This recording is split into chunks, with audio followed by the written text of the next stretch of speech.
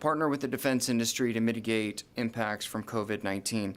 They will each provide an opening statement, and then we will go into Q&A using the list of reporters that have dialed in and those in the room. Ma'am, over to you. Thank you, Mike, and good morning, ladies and gentlemen. We really appreciate you being here today. I'm going to provide an update on the department's continued efforts to aggressively partner with the defense industrial base to mitigate impacts from COVID-19. As Mike said, I'm joined today by my DASD for Industrial Policy, Jen Santos, and the Director for Defense Pricing and Contracting, Kim Harrington. They have both played key roles in really productive daily engagements with industry. I want to start by offering my condolences to the family of the Crystal City-based Defense Security Cooperation Agency contractor who passed away on March 21st. This is an example of why Secretary Esper has stated that the department continues to focus on our three priorities. One, protecting our service members, their families, and our civilian coworkers, to include DoD contractors. 2, safeguarding our national security missions. And 3, supporting the administration's whole-of-government approach in addressing this national health emergency. There are 3 key takeaways I want to leave everyone here with today. First, I want to reassure the American people that the United States military remains steady, remains ready, and capable of meeting all of our national security requirements.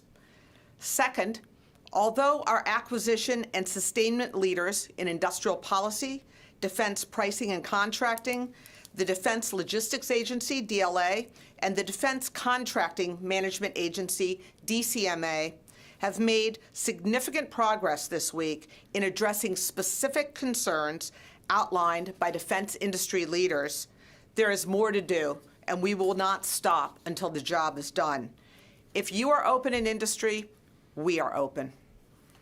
Third, I cannot express how thankful I am for the incredibly selfless efforts of department leaders and contracting officers across the nation. They're helping to ensure a secure, reliable, and resilient defense industrial base. Before Jen and Kim provide their opening statements, I want to say that I remain committed to daily communication and collaboration with the defense industry, state governors, and the Hill. I first emphasize that we continue to work through the department's COVID-19 task force and the interagency on everything we do. So, some insight into our daily rhythm. At 7:45 a.m., I have a call with key OSD acquisition and sustainment, service representatives and commanders, directors and stakeholders from DLA, DCMA, and the Defense Threat Reduction Agency, DTRA, as well as the Office of Economic Adjustment, as well as others. We go over active tasks, new requirements, and new data received over the last 24 hours. Almost as important, this daily call ensures that everyone knows who is the lead for different activities and who is on the call. We maintain strict discipline. This is in order to ensure updates are provided and received on key tasks. My deputy, Al Schaefer, then takes that information to the COVID DoD task force meetings so that we can keep everyone in the department and interagency informed. Likewise, General Steve Whitney, who is performing the duties of Deputy Assistant Secretary for Sustainment, represents A&S at the Joint Staff COVID-19 Working Group. At the same time, industrial policy hosts what began as a daily sync call with numerous defense trade associations and has evolved into an every other day call. This is to communicate what we're doing, to hear, to listen to what the defense industrial base issues are, and to exchange data. The department is receiving demand signals from the Federal Emergency Management Agency, FEMA, Health and Human Services, HHS, Department of Homeland Security, DHS, and other federal agencies for medical resources. When I say medical resources, this is our lexicon for both medical equipment as well as personal protective equipment. In response, I have established a joint acquisition task force. We call it the JADF, another DoD acronym. It is led by Ms. Stacy Cummings, who is our Principal Deputy Assistant Secretary of Defense, Acquisition Enablers. The task force will synchronize the DoD acquisition response to this crisis, working closely with all the services and defense agencies. The task force will leverage DoD authorities for maximum acquisition flexibility, I emphasize flexibility, to provide resilient capability in the current health crisis. Ms. Cummings, as the JADF lead, has the authority to leverage the services and agencies' acquisition resources to support the acquisition execution of our DoD COVID response. The Defense Production Act authorities and funding in response to this immediate crisis shall be prioritized and directed by the JADF. The JADF scope includes building capacity in identified areas of fragility in the defense industrial base, both the industrial capability and workforce, with a focus on reducing reliance on foreign supply sources. We have embedded people at the National Response Coordination Center, or NRCC, working with Admiral Polovchik, especially advising FEMA and HHS on the Defense Production Act, Title I and Title III. I can't stress enough the importance of the data repositories and portals we have in DCMA, industrial policy, as well as those that we are establishing under the JADF. These repositories allow us to bring in critical feedback from the contracting officer level all the way up to the Pentagon. We additionally are providing portals for good ideas from industry so that there is one repository where we can go and see what is being offered in terms of technical assistance and manufacturing capability. One example of a data product that we are generating is what we call a heat map. We show the number of CDC coronavirus positive tests, as well as state and local shelter-in-place rules and guidelines. All of this information can help us with predictive solutions and planning when overlaid with the location of our industry partners. This battle rhythm and cadence of meetings every day helps ensure we're focused on the problems at hand and that we utilize data and analytics to chart the most effective and efficient path forward. Last week, we had 4 productive daily sync calls with the Defense Industry Association leaders and other key trade associations, who provided important feedback that allowed our leaders to make significant progress on matters such as the critical defense contractor workforce's ability to continue working, ensuring cash flow to the defense industrial base, and getting standardized guidance out to industry. After meeting with Senator Inhofe Friday morning and working closely with the Department of Homeland Security, I issued a memo that defined essentiality in the defense industrial base workforce, ensuring that DIB's critical employees can continue working. This was very important because industrial leaders told us that state and local governments had different shelter-in-place rules and guidelines, with some even issuing misdemeanor citations to workers trying to get to work. This memo will help ensure continuity of mission with our full commitment to the safety of the workforce and state and local governments. Last Friday, Mr. Kim Harrington, Director of Defense Pricing and Contracting, issued a deviation on progress payments memo. Kim will go into more detail, but I'm proud of our efforts to address and standardize a key industry concern. I am firmly committed to ensuring that this is done in a fully transparent and accountable manner. Vice Admiral David Lewis, DCMA Director, has worked closely with the contracting workforce and the Defense Finance and Accounting Services, or DFAS, to ensure that invoices are continuing to be paid in a timely manner. Our Office of Small Business Programs within Industrial Policy reached out to defense industry small businesses and is working with the Small Business Administration and their Small Business Emergency Loan Program to help protect these companies. We know innovation comes in large part from small businesses, and we remain committed to supporting these small businesses.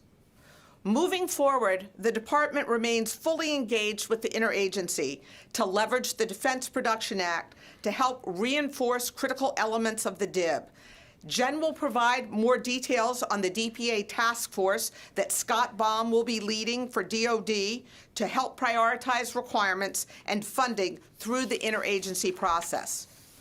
As we discussed with the Joint Acquisition Task Force, it's important that everything we do has joint representation, a joint mindset, and the joint warfighter in mind. It is critically important that we understand that during this crisis, the DIB is vulnerable to adversarial capital, so we need to ensure companies can stay in business without losing their technology. In closing, I recognize that what we're doing is imperfect, but we are working as smartly and quickly as we can in close coordination with the Hill, state governors, and the defense industrial base to do everything we can to support our military members, their families, defense contractors, and our fellow citizens. We recognize how serious this pandemic and national emergency is, and we will continue to remain fully transparent and provide oversight and accountability in all we do. I want to personally thank the Industry Association leaders, National Governors Association, and our colleagues on the Hill. Each one has played a vital role in helping to ensure our force and contractors have what they need to continue mission-critical tasks and programs. We will continue to partner with you moving forward. Now Jen will offer her remarks, followed by Kim, and then we'll be very happy to answer your questions. Thank you. Jen?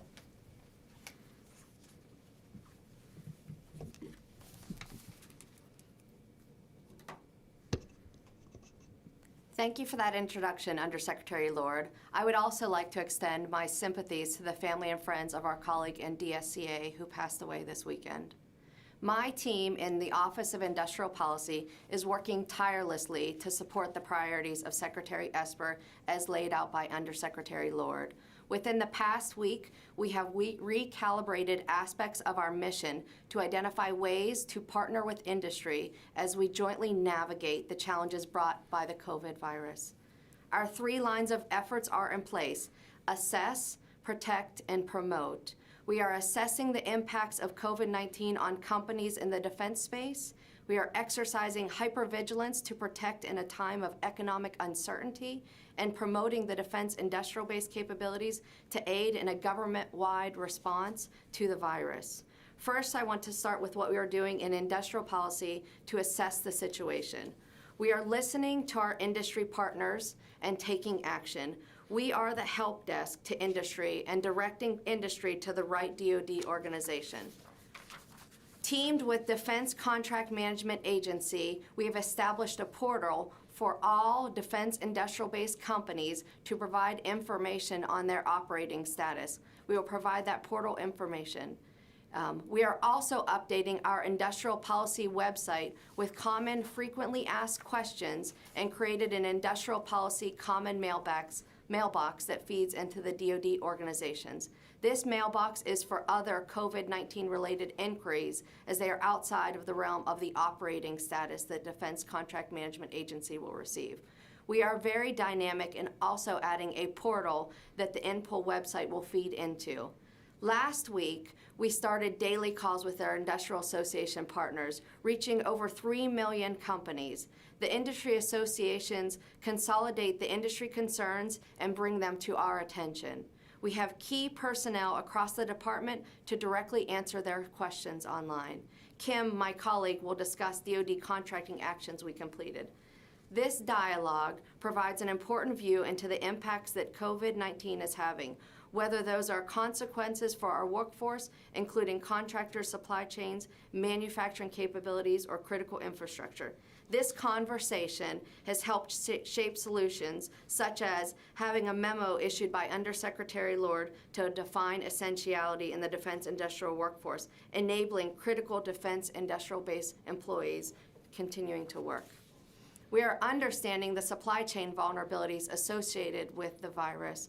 We created, as Secretary Lord announced, the heat map. We're referring to it as the supply chain heat map for our leadership to understand the impacts of the supply chain overlaid with the CDC data. As a part of the promote of our mission, we have authorities that we can leverage to help our supply chain. Last week, the President invoked aspects of the Defense Production Act, or the DPA. 2 of those titles are within the purview of my office and come into play here and can be used to promote the strength of the defense industrial base. 1, DPA Title I, which provides the authority to priority rate defense contracts and to allocate materials in a way that best meets the warfighter needs. 2, DPA Title III, which provides the DoD a means to partner with industry to strengthen commercial domestic industrial base capabilities essential to national defense. Under these authorities, the DoD may provide economic incentives to industry partners to aid in a timely delivery of essential domestic resources. In concert, as of Sunday, I had my deputy, Mr. Scott Baum, leading the Defense Production Act Task Force over at FEMA. His work there will actively work with industry and our government partners to ensure Title I and Title III are utilized where needed in concert with the whole of government approach to combat coronavirus. To protect our industrial base, we have tools to combat adversarial capital, like strengthening and expanding national security investment reviews under the Committee on Foreign Investment in the United States, referred to as CFIUS, are more important than ever. We simply cannot afford to let this period of uncertainty eat into reviews that foreign investments is shifting into hypervigilance. Further, over the past few weeks, we've been hosting Trusted Capital events. This program has continued to host these events virtually. This program has been launched to get to the left of CFIUS by ensuring that critical companies are able to access clean capital that assists their commercialization. In conclusion, our assess, protect, and promote lines of effort remain more vigilant as ever as we work to address the impacts of the coronavirus pandemic. I would like to echo the words of Undersecretary Lord and offer my sincere thank you to our industry stakeholders who have helped make these efforts possible, and to my dedicated industrial policy team for their boundless energy. I will now turn over the floor to my friend and colleague, Kim Harrington, Director of Defense Pricing and Contracting. Thank you, Jan, and good morning. Defense Pricing and Contracting has issued a number of policy memos directed to the contracting workforce to quickly address issues and concerns related to the defense industrial base. Based on the DHS direction identifying the defense industrial base as critical infrastructure, and in conjunction with Ms. Lord's memo to industry, DPC issued a policy memo to their contracting workforce instructing them to advise their contractors who qualify as critical infrastructure to continue to work and use the DHS and DoD documentation as the basis to do so. We also allowed the heads of contracting activities and program executive officers flexibility to identify specific companies and contracts that are deemed to be critical. As has been mentioned, we also issued a deviation to our contracting regulations that raises the progress payment rates for large businesses from 80% to 90%, and for small businesses from 90% to 95%. This will provide additional and immediate cash flow to industry once incorporated into the contract. We have coordinated with the Comptroller's Office to ensure the Defense Finance and Accounting Service is continuing to pay in a timely manner, and with the services and the Defense Contract Management Agency to ensure contracting officers and representatives will be available to receive and accept products, approve invoices, and also to work toward accelerating payments.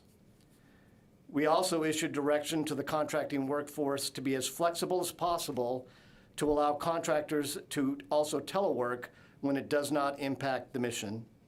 This will allow those companies to continue to work and get paid. Lastly, we are pushing through relevant regulation and deregulation in the FAR and DFARs that can assist industry's liquidity and efficiency. Thank you. Okay, we're going to start in the room. We're going to start with Tom.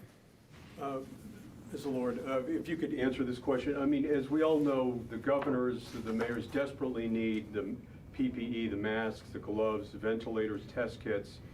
Ford and GE have apparently said that they can get ventilators up and running by June. So if you could talk about some of these products that are needed, and can you move faster than June? Governor Cuomo says we need this stuff now. So what we are doing is using this joint acquisition task force to be the group that takes in all the demand signals from HHS and FEMA and then goes and looks at the resources that we have to begin to manufacture. So as you said, we have some JVs that have been formed. We have some other business relationships that are being formed. We are working with those groups to see how quickly they can stand up. And as soon as we have good data, we will get that through Mike back to you. Our objective is to move forward as quickly and responsibly as possible. We think setting up the organization embedded within FEMA and HHS will enhance communications. Also, having a single point feeding into the rest of DoD acquisition will also be helpful. So we will strive to do everything we can before June, but I have no data to address that now, but we will get back. Are you confident from talking to industry groups that you can move faster on Yes. any of these products? Yes, there are many products that we can move very quickly on. There are great ideas coming out from 3D printing to other things, looking at alternative materials for N95 masks versus what has traditionally been used. There are many, many good ideas. Our job is to look at those that are most actionable, that will give us the highest volume and work through those. And lastly, in the test kits, because those are desperately needed to get the universe of how many people are infected. Any sense from industry how quickly they can move on the test kits? We have one of those that is worked up through the White House using DPA from Secretary Azar. We'll get back to you on the timing on that, but we are moving very quickly on that. A lot of science being applied. Okay, we're going to go to the phones. Mike Stone, are you there? Yep, right here. Thank you. Appreciate it. You just mentioned DPA, Secretary Lord. So is DPA actively being used to prioritize anything at the moment? Thank you. So DPA is being used both Title I and III within the Department of Defense. I think, as you know, it gives us the ability to provide loans, grants, provide long lead funding. We are doing that for critical fragility, as we call it, within the defense industrial base.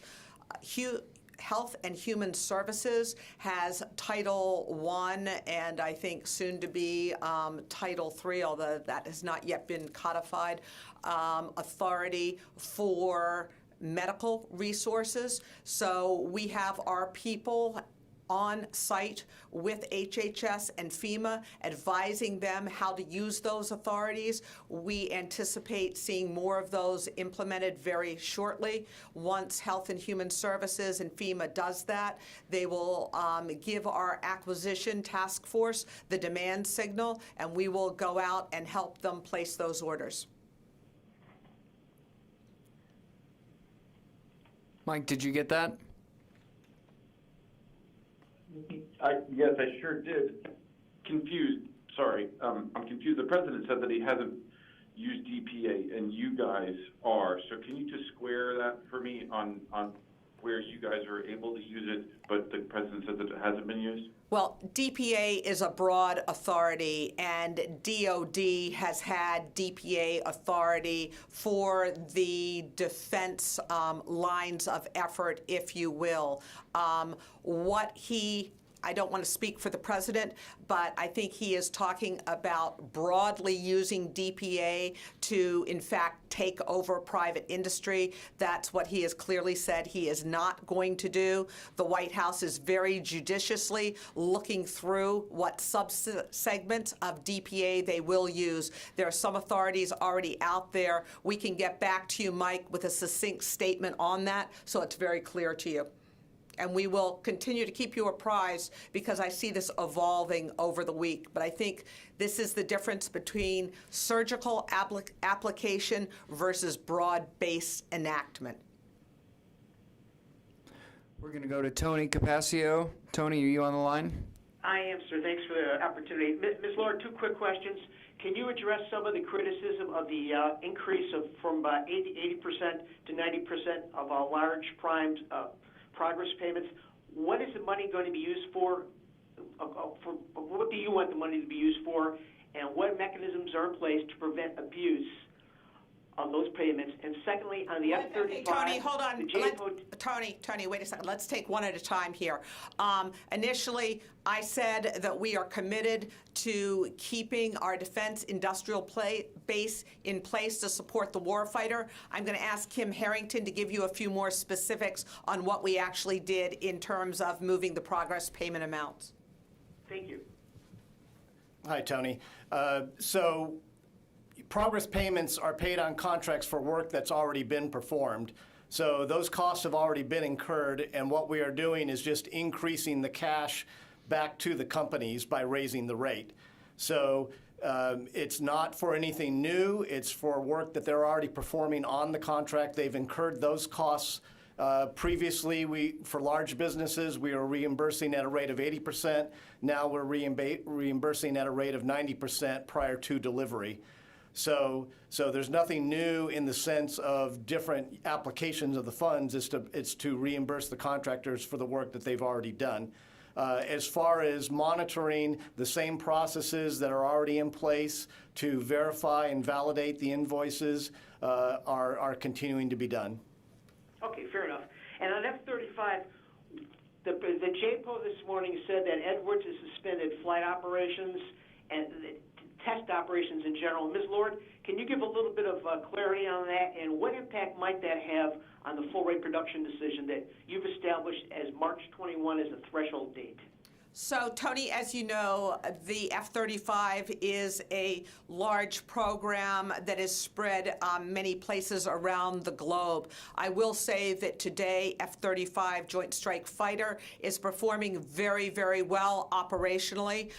Marine Corps, Navy, Air Force are using the aircraft to great effect, along with our partners and FMS customers. We have a number of areas where we have to pause across the department in terms of what we're doing, either in research and development or in testing or operations. What I am in daily contact with General Fick at least once a day. The JPO is managing this well. What I would like to do is ask Mike to coordinate with PA at the Joint Program Office, and we will get back to you later today with areas where we are pausing. Right now, I can't comment on the full rate production decision. What I will tell you is we are moving forward. While we work on COVID-19, we still have normal operations going, executing on our programs, because just like your question about progress payments, I want to emphasize that we are looking at the totality of what we do with the acquisition workforce, supporting the warfighter, making sure that both readiness and modernization are underway, all the way back to making sure that we have a secure, safe, and resilient defense industrial base. So close communication, keeping cash flowing, keeping operations going with minor pauses in a variety of places. Oh, you wash your hands. Stay safe. Thanks, Tony. You too. We're going to go back into the room. Barbara Starr. Ms. Lord, I'm really looking for some specifics here, if you can. What is the department's estimate right now about how many workers in your defense industrial base, in defense companies in this country, are currently not working because of this, who are out of work? I guess I don't understand how, I need to understand better how this is directly affecting the defense industrial base. So how many are out of work? What is your concern in any programs that will be affected in terms of not being able to deliver spare parts on time, to keep operations going, where you see the biggest jeopardy to acquisition and ongoing programs? And you mentioned that you had some concern that the defense industrial base not be vulnerable to adversarial capital. Do you have concerns that as these companies have these layoffs and their perceived value drops, their stock prices drop, this could open the door to foreign investors trying to take them over? What are you doing to stop that? But most importantly, how many defense workers are out of work in this country? I do not have an actual number for you here today. I can go back and work with DCMA and get you the best estimate in the next couple hours that we have. I will say that the concern... Do you have... Thank you. I would greatly appreciate that. I say the bulk. I will say that the bulk of defense industry is working today. We've had a few specific issues, such as Boeing, where they had to shut down an operation. We have a few military operations that you had cited where we're having to pause. But I will tell you the vast majority are working. They do want to work. CEOs are reaching out to us to ensure that they can continue operations. That's why I put out my memo, so that we didn't have local law enforcement stopping people on the way to work. We have had incredible collaboration from governors. I spoke with Governor Tom Wolf from Pennsylvania last Friday to ensure that some Boeing and BAE facilities could keep up and running in the state of Pennsylvania. We were having particular concerns in the state of California. Last Friday, I talked to the Chief of Staff of the Governor of California. Last Friday. Where in California did you have concerns? Sunnyvale, Carlsbad, those areas. So we continue to work there where there is sometimes a lack of clarity, reading governor's orders and what is essential, what is not, what support there is. So we are using our Office of Economic Adjustment, who has a very strong communication path with the Governors Association, to make sure they understand where we are. So the vast majority is working. We want industry to know that our demand signal is still there. We want them to adhere to all the CDC guidelines. We are not asking anyone to do anything differently than all of us are doing with social distancing, quarantining, and so forth. Two very quick follow-ups. The foreign investment question, and are you convinced that it's safe for all these people to go to work? The foreign investment issue is something that I have been tracking for the last couple years. There's no question that we have adversarial capital coming into our markets through nefarious means. So what we are doing is, on the defense side, looking at CFIUS. On the offensive side, we're using our trusted capital mechanisms. What I can say in terms of safety in the workplace is that we are working very, very closely with our industry partners to make sure they have all the information available that the government is pushing out as to what safe operations are. In coronavirus, I'll be very quick. My question actually is, in the coronavirus situation, are there specific concerns that you see foreign capital making a move? Well, I think it presents a greater attack surface, if you will, as there is uncertainty, especially with small businesses, as to whether their contracts will continue. So we want to basically mitigate that uncertainty. That's why we're being forward-leaning and over-communicating probably to say we are open, we want them to be open, we want the defense industrial base to be safe, but we want them to know that we are open, and we're hoping they're making every effort to be open as well. Okay, Doug Cameron, are you on the line?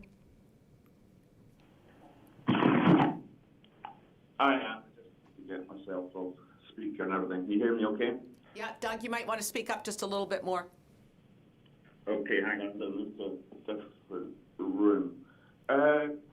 Secretary Lord, we're kind of, 45 minutes into this call, and we haven't heard, a direct example of something that the defense manufacturing base, with its continued funding and the heat maps and the task forces, is actually able to do, or is doing rather, in terms of working towards or even producing essential supplies. You talked before about joint ventures. Maybe you could expand a little bit with some concrete examples of what all these task forces has actually produced. Okay, so just a point of clarification, Doug.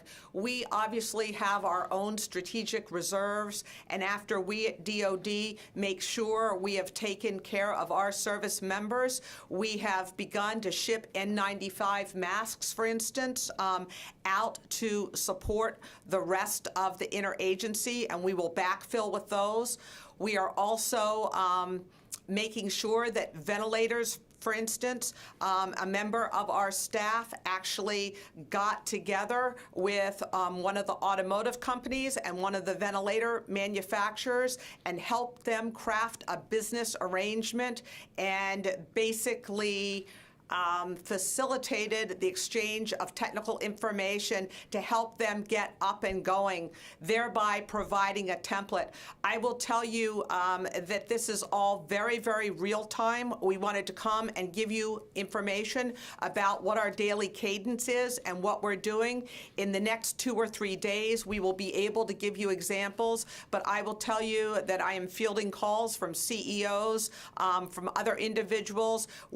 Our first action was to make sure that we have a system in place. If we do not have a system with clear roles and responsibilities, how information flows, how money flows, how we are going to really leverage our adaptive acquisition framework, we will descend into a very uncoordinated state. So my first effort is to set up the structure and the governance to make sure OSD, the agencies, and the services are aligned.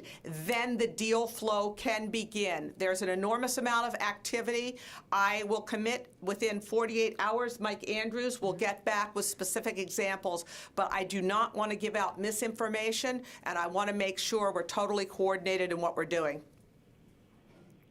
Okay, but with all respect, I mean, you mentioned an automaker, and you've helped facilitate the process and there, but again, you have this huge defense industrial base, and frankly, our readers will wonder, why can you mention an automaker and not a single member of the defense industrial base? We have two different things going on. We have our defense industrial base, who we are working through with DPA, Title III, and Jen can give us a couple examples on things we're doing with fragility. Then separate and distinct is our support to HHS and FEMA on COVID-19. That's where we're just getting these deals put together and advising. So there are two separate but well-coordinated activities leveraging the capacity and the capability of DoD. One is what I will call our standard work, where we continue to work with the industrial base to allow them to move forward crisply. That's what a lot of the cash flow comments are about. But there is some DPA Title III activity that Jen can address.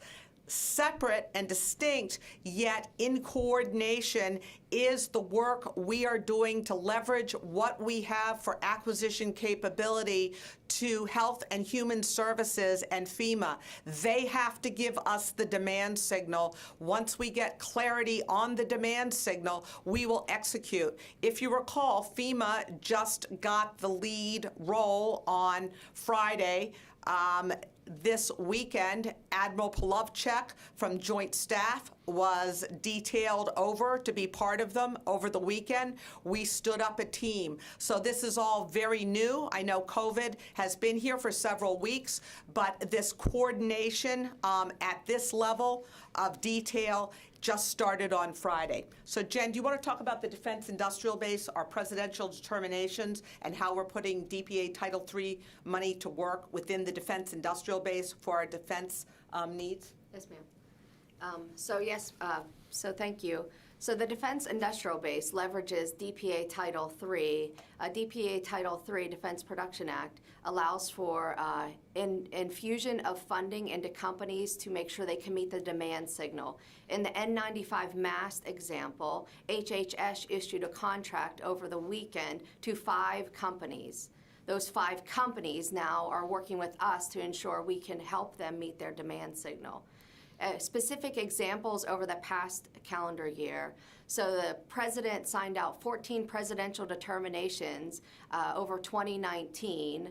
One of them I'll give you a specific example on is the small UAS. So in June of last year, small UAS identified a defense industrial base. And so we've used that authority to create a United States industrial base demand signal to build up manufacturing in the United States. That is how Defense Production Act Title III has been leveraged. In coordination with HHS, we have been working very closely with them. My deputy, Scott Baum, went over there on Sunday and started educating HHS on how to use the Defense Prioritization and Allocation System, which was the first executive order the president signed out, and then also how to leverage the Defense Production Act Title III authorities to expand the industrial base to meet the demand signal the nation requires right now. Okay, Doug, we're going to move on here. We're going back into the room. Jennifer Fox. Ms. Lord, you're in charge of acquisition and procurement. There was an execute order issued by the Joint Chiefs on February 1st suggesting that a pandemic was coming. What did you do to begin stockpiling masks, protective equipment, PPE, and ventilators at that time? Can you take us back to when you started and why there isn't a greater stockpile in the U.S. military right now?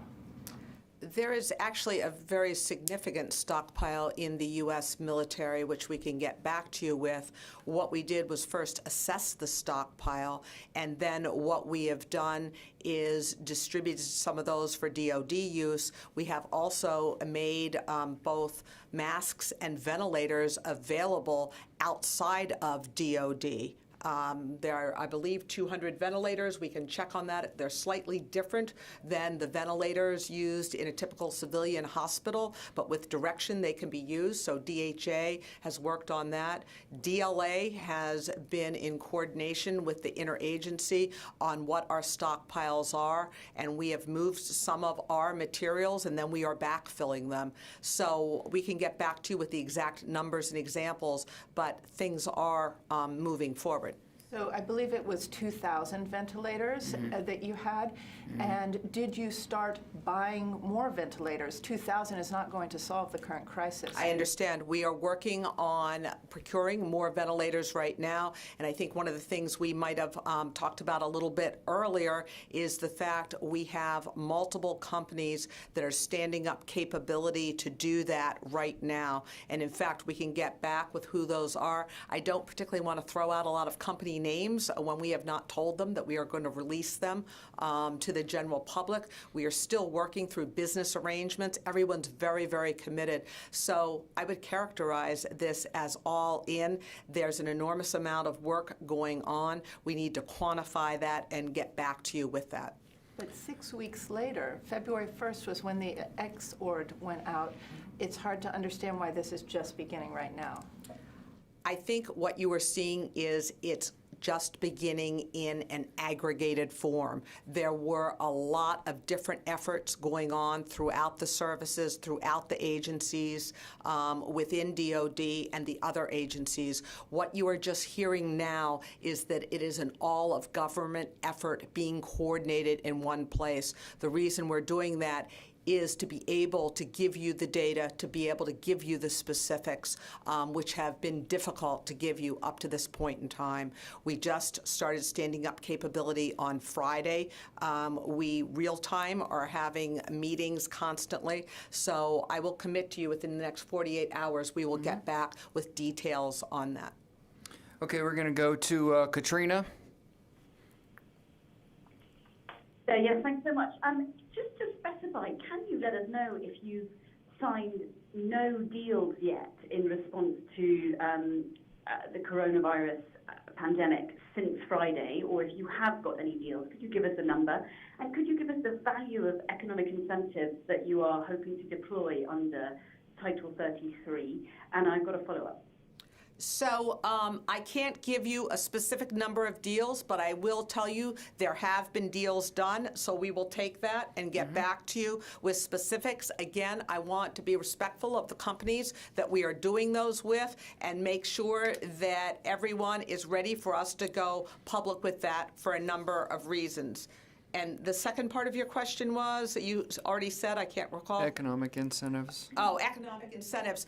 I will tell you that I was on the phone, I was on the Hill on Friday morning and on the phone all weekend and yesterday with both members as well as staffers, as was the comptroller here, the Secretary of Defense, the Deputy Secretary of Defense, working through the White House and OMB, working on exactly what those economic incentives are. There are a lot of moving parts. There's this very large bill that's about to be voted on. Then there will be a follow-on appropriation. We are not sure exactly what the numbers are that are going to go into the final bill, but they will be significant. Thank you. And my follow-up is, would you in any way consider using the Defense Production Act to start building medicine manufacturing plants for the long term to wean the U.S. off Chinese supplies? Absolutely. Everything is on the table. We are looking at short-term using immediate capacity and capability that exists, and then augmenting manufacturing sites, research sites that exist right now. But this is giving us the opportunity to really focus strategically on this critical segment. So yes, we are working short-term and we are working long-term, and that's in conjunction with the services, especially the Army has enormous capability relative to medical research. Okay, we're going to have to close out. I'm going to give Tom one last question. A couple of quick ones. You said you want to reduce reliance on foreign sources. I mean, in the short term, wouldn't you want to be desperately reaching out to any source you can for PPE, number one, and also... I would like to answer. Absolutely. We are looking everywhere. However, we know that there's more fragility associated with foreign resources. So when we find ourselves dependent on a foreign resource that we cannot reach for a specific amount of time, we want to have the resiliency to be able to deal with that here domestically. Also, I think this is what Jen said, that HHS and FEMA have to give you folks demand signals of exactly what they need. I mean, don't we know that already, or is that still uncertain? They have an enormous number of demand signals. What they have to do is prioritize and then allocate and distribute. Do we have any sense of their priority now? Right now, we have been primarily focused on ventilators and respirators, but there's also test kits that have been looked at, swabs and other things. So I want to be careful that I'm not on the ground there, and this is changing hour by hour. We have that information. I just don't have it right here. Can I just ask a clarification of Jennifer's question really quick? Since all of this began with the planning order and all of that, has the Department of Defense put out a single contract for additional ventilators? I will check. I believe we have. I will have to check on that. We have We'll a take lot that. of contracts going out. I know for masks, we have worked on a variety of different ventilators. We actually have contracts in place. It's a question of whether or not the supplier can deliver against them. So I want to be careful here. We have a lot of long-term contracts. You have standing contracts for ventilators? We have standing contracts for most of our equipment that we release against. So it's a question of what the ability is to fill those contracts. So I just want to be careful and precise when I answer your questions. We have many long-term contracts that we release task orders or new quantities. If you would take the question, have you put out any contracts, or are you about to, or standing contracts, take it every which way, for ventilators? DHA is working on that. I don't have the data here, but I can get back to you today on that. Absolutely. I'm sorry.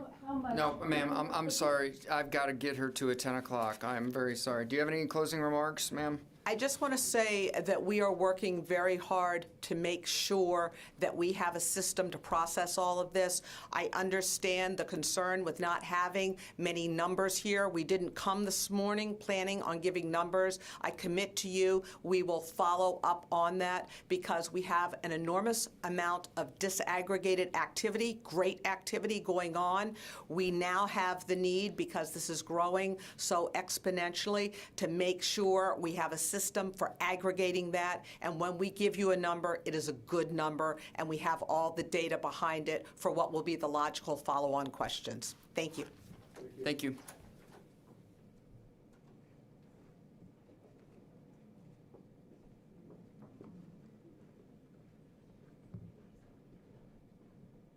Well, why do you think that is?